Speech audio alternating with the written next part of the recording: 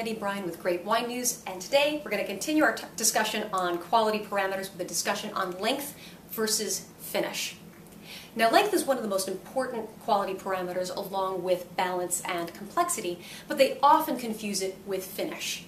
And people use those terms interchangeably, and I may do the same, but you're not supposed to, because length and finish are actually quite different. Length is how long the flavor lasts on your palate. And that can be for a number of different reasons, but like take, for example, a vintage port. It's got a lot of tannin, but it's also got a lot of sweetness, and that alcohol also carries those flavors on your palate for a really long time. And generally speaking, the longer the length, the higher quality the wine.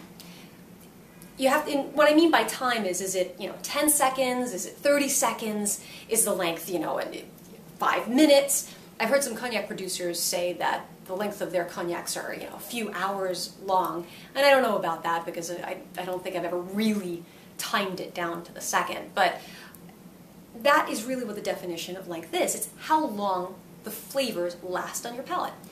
Now that's different from finish. Finish is the flavors that are left, or the flavors that are happening on your palate after you've sipped it.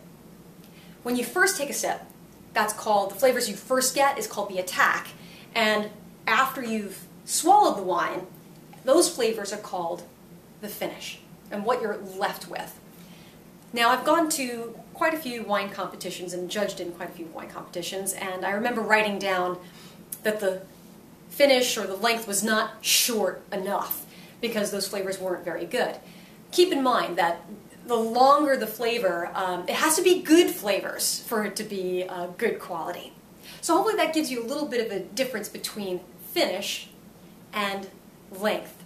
Now next time we're going to be talking about integration. It's kind of a weird concept to talk about, but what I'd like you to do, if you can, get a oak fermented Chardonnay and an oak matured but not fermented. So maybe it was fermented in stainless steel but matured in oak. So one is oak fermented and the other one is only oak matured. Hopefully you can find those. But until next time, thank you for watching Great Wine News.